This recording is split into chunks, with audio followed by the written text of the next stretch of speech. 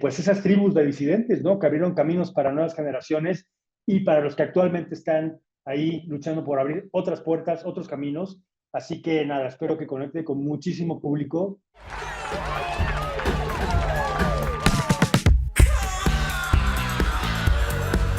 Hola Ernesto, pues muchas gracias por estos minutos que nos das para poder hablar pues, del nuevo proyecto.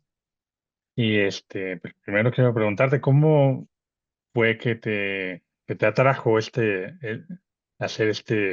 esta adaptación de este gran libro. Hola, Sergio, muchas gracias. Fíjate que hace algunos años estábamos terminando una serie que se llama Asesino del Olvido y uno de los ejecutivos, Jorge Tijerina, me habló de esta idea. Me dijo, oye, pues estamos pensando desarrollar, ¿no? Como la adaptación de Tengo que morir todas las noches y te queremos invitar a que la hagas, ¿no? Entonces, bueno, fue por supuesto un inmediato, sí, me interesa. Y a partir de ese momento fue como comenzar a conceptualizar cómo trasladar las crónicas, ¿no? De Guillermo Sorno a la ficción, a darle un formato de serie, a hablar de, bueno, de ocho episodios, casi 8 horas de contenido. Entonces, bueno, fue como una base, digamos, el libro para convertirlo en una ficción que es muy libre, pero que, bueno, funcionara como, pues, las series que conocemos y que te atrapara y quisieras ver más y más y más y más desde que comienzas a verla, ¿no? Claro, y creo que fue un gran reto porque el libro se está convirtiendo ya en un clásico moderno, ¿no? Y ya, o sea, cuando leí bueno, que iban a hacer la adaptación del libro, dije, wow, es un gran proyecto, ¿no? Y creo que tienes varios retos, ¿no? El primer reto es representar un México pues, que ya no está, ¿no? Me refiero de manera visual. ¿Cómo lograste pues, hacer este México de esa época? Pues mira, en primer lugar recurrí a mi propia memoria porque al igual que Guillermo, el protagonista de la serie, pues yo justamente llegué a estudiar en aquellos años, mediados de los 80, a la Ciudad de México, ¿no? Bueno, en aquel entonces el Distrito Federal. Entonces, bueno, pues igual, al igual que Guillermo era descubrir este monstruo, ¿no? Esta urbe, conocer a muchísima banda. Entonces, bueno, fue como recurrir a esos recuerdos, aparte de la investigación, evidentemente, fotográfica, hemerográfica, videográfica, junto con el equipo, pero particularmente con Bárbara Enríquez, que es la diseñadora de producción, que también le tocó vivir aquellos años. Entonces, pues nada, fue como muy divertido, muy gozoso, como, pues nada, armar un rompecabezas con esta ciudad actual, que es completa, bueno, está muy cambiada, evidentemente, comenzado por la zona rosa, que ya no es lo que fue, y encontrar esos espacios, esos lugares, recordar los colores, las texturas, todo el trabajo de diseño del vestuario, de maquillaje, de peinado, los autos, bueno, ¿qué te digo? Toda la música, ¿no? Entonces, bueno, pues muy divertido, un reto, evidentemente, porque pues todo significa presupuesto. Entonces, bueno, pues había que ver ahí cómo distribuir todo para armar todo el rompecabezas. Claro, y creo que también otra parte del reto es representar esta libertad sexual, ¿no? Que había aquí bueno, en todo el mundo, pero también en México que se empezó a dar aquí en los ochentas, en principios de los noventas. Y bueno, creo que llega en una época en la que se puede hablar de eso abiertamente, ¿no? Sobre todo en las plataformas, ¿no? Yo creo que hace unos años no había sido posible representar todo lo que pones en los capítulos, porque sí hay que hablar, bueno, para los que han leído el libro, pues saben que habla muy explícitamente, ¿no? De algunas cosas, encuentros que tenían, pero son muy importantes para la historia. ¿Cómo te sentiste con esta libertad que ahora tienes? No, bueno, me parece que justamente la apuesta de contar una historia así tiene que ver con hacerlo de forma muy auténtica y sin pudor, ¿no? Finalmente, como, pues, como son las cosas y normalizar, finalmente, como, bueno, pues hablar de cómo era en ese momento la dinámica de un ligue o de una relación y demás, porque todo esto es previo a la llegada del SIDA, que es otro de los temas que se abordan en la historia, en la serie. Entonces, la decisión fue esa, como decir, hagámoslo de forma muy abierta, siempre, digamos, desde mi forma de trabajar como director y la forma como me gusta retratar las cosas, ¿no? Entonces, sí abierto, sí sin pudor, pero siempre evidentemente con una línea de buen gusto y de nada que pueda como ofender, ¿no?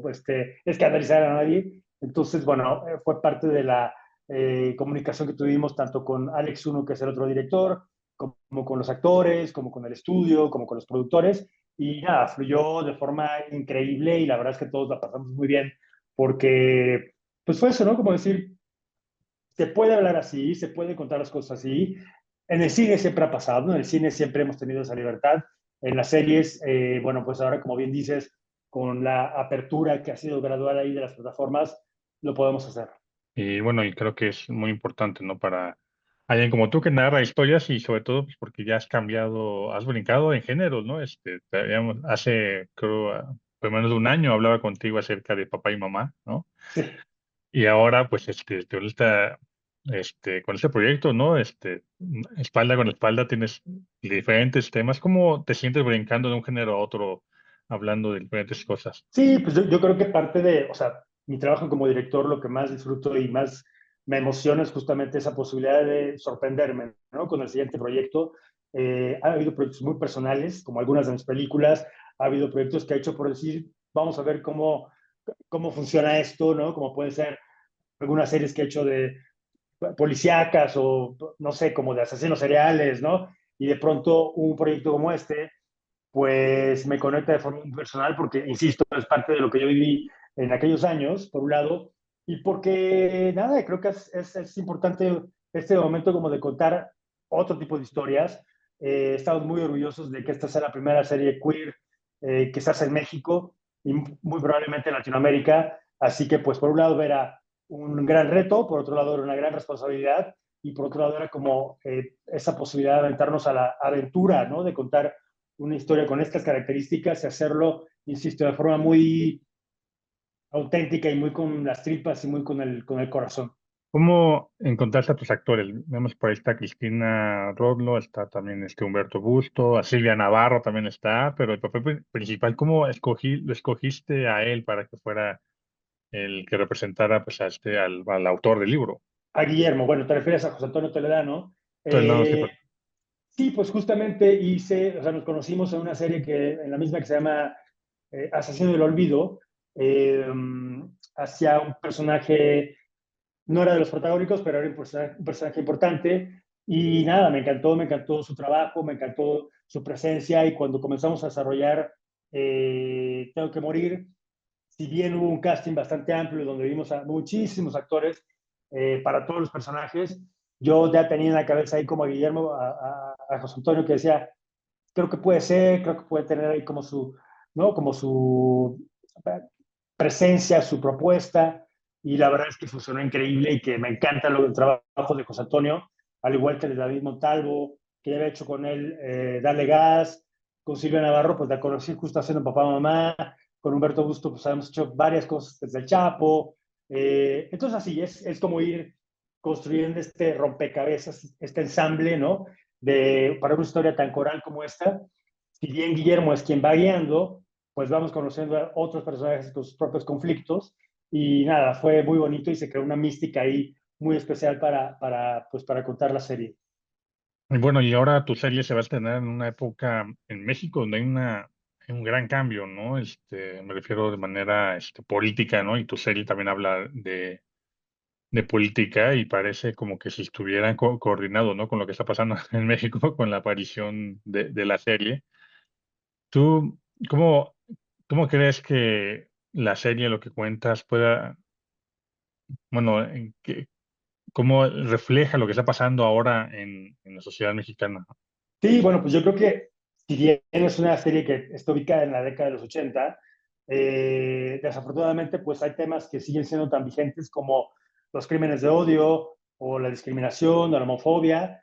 Ayer mismo veíamos un incidente muy desafortunado que sucedió en las instalaciones de Infonavit, aquí en la Ciudad de México, donde destruyeron estas banderas que pues conmemoraban, celebraban justamente junio como el mes del orgullo, y entonces, bueno, yo vi esas imágenes y me parece que puede ser una escena de la serie, ¿no? Entonces, está avanzado un poco o mucho quizá, pero falta un montón, ¿no? Entonces creo que es importante justo por eso también tener este tipo de historias en pantalla. Por un lado, para quienes lo vivimos, recordar un poco de cómo era y cómo fue, y para las nuevas generaciones, pues nada, ver lo que pasó y lo que sigue pasando para todos los que estamos involucrados en la serie, es algo muy especial y siempre digo que la dedicamos a pues esas tribus de disidentes, ¿no? Que abrieron caminos para nuevas generaciones y para los que actualmente están ahí luchando por abrir otras puertas, otros caminos. Así que nada, espero que conecte con muchísimo público. Estoy seguro de que sí. Y nada, pues ya a partir de este 7 de junio está disponible en Prime Video y estoy ansioso por conocer sus impresiones, sus comentarios vía redes sociales, ¿no? Que es un termómetro importante para nosotros. Y nada, que usen el hashtag tengo que morir todas las noches.